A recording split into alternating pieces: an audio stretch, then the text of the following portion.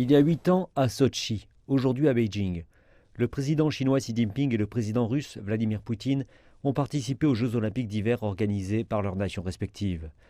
Le président de CMG, Chen Haixiong, a relevé qu'en 2014, un chef d'État chinois participait pour la première fois à un événement sportif international majeur à l'étranger.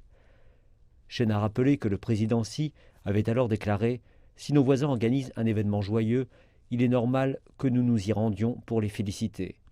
Chen a salué la venue de Poutine à Beijing et demandé quel rôle spécial le sport jouait-il dans les relations entre les deux voisins, puis l'a questionné sur les résultats attendus pour les athlètes russes à ces Jeux olympiques. Poutine déclare que le président Xi et lui se connaissent de longue date, qu'ils sont de bons amis et des hommes politiques partageant de nombreux points de vue sur les problèmes du monde. Les deux dirigeants maintiennent des contacts étroits et fréquents, et c'est la raison pour laquelle il a immédiatement répondu à l'invitation du président Xi de visiter la Chine et de rejoindre les amis chinois pour célébrer le principal événement sportif de cette année, les Jeux olympiques d'hiver. De plus, ces premiers Jeux olympiques d'hiver sur le sol chinois se déroulent durant le Nouvel An chinois à Beijing, la première ville au monde à accueillir tant les Jeux d'été que d'hiver. Poutine déclare être certain que les excellents préparatifs de la Chine aideront les athlètes olympiques à faire preuve de leur esprit sportif et à démontrer leur talent et leur capacité à atteindre leurs objectifs dans une compétition équitable. Il explique que la Russie a été et demeurera attachée aux valeurs olympiques traditionnelles. Le pays s'oppose aux tentatives de politiser le sport ou de s'en servir comme d'un outil de coercition, de concurrence déloyale et de discrimination. Et s'agissant de l'interaction entre la Russie et la Chine dans les sports et l'éducation physique, Poutine indique que cela occupe une place importante. Il a indiqué que les années de coopération sino-russe dans l'éducation physique et les sports en 2022-2023, annoncées par lui et le président Xi Jinping en décembre 2021, seraient à n'en pas douter un événement significatif et mémorable pour leurs deux pays. Le programme inclut environ 500 activités populaires ainsi que des événements sportifs de la jeunesse, dont des activités d'éducation, de sciences du sport et de formation des personnels. Et les activités rencontrant le plus de succès continueront d'être organisées sur une base régulière.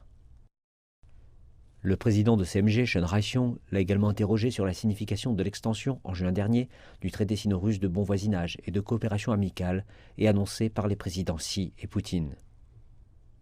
Poutine déclare que le traité signé il y a plus de 20 ans constitue un document politique basique qui établit le cadre légal d'un développement régulier sur le long terme des relations d'un partenariat étendu et d'interactions stratégiques.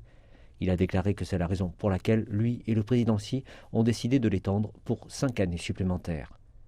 Poutine déclare qu'il s'agit d'un document très riche s'agissant des idées qu'il contient. Nombre de ces dispositions continuent d'avoir une grande influence dans le contexte actuel d'un environnement international changeant rapidement. Les relations entre la Russie et la Chine se développent sur une base égalitaire et non idéologique. Il déclare que ce partenariat a d'une valeur intrinsèque durable, non affectée par le climat politique et n'allant contre personne.